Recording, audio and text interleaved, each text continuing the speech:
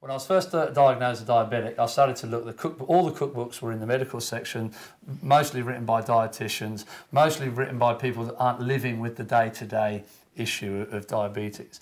And I felt, Craig, you get diabetes, you go off and live in this lettuce, leaf and chickpea world, this gastronomic wilderness, you know, it doesn't have to be like that. So I started to look at food in a different way, and I really wanted to write a book about this. And when I was in hospital with my stroke, I laid there in bed and the doctors are saying, life will never be the same, you'll never run your business again, you have to accept that from tomorrow your life is going to be a totally different sort of roadmap.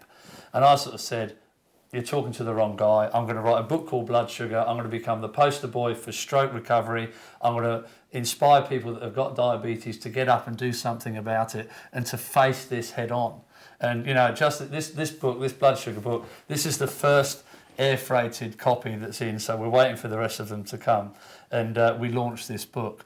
Blood Sugar is a book that I've written, the title is confronting, diabetes is confronting, and this is something for any diabetic. You say those two words, they know, it's just programmed into their sort of brain. They live with it all the time. So it was meant to, it is a book that is, you could read and you could cook from and you could eat from.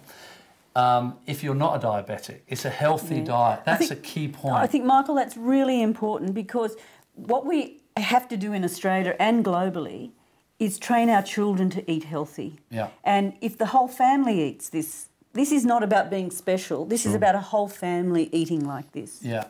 This is a cookbook. It's not a diet book, and it's the way that I do it. So I have to live with the reality of being a father, being a businessman, being a husband.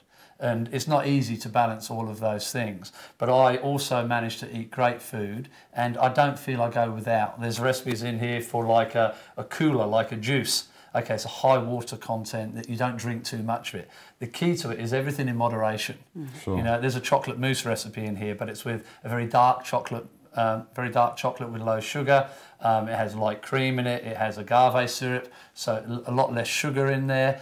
And it's got a lot of nuts, so the increased protein content with the chocolate mousse. You can only have 1 spoon of it. But as a diabetic, 1 spoon is everything you want. Sure. I think it's really important that we, no food is forbidden. This is not about being punitive. This is not about people being the nutrition police. It's about healthy eating.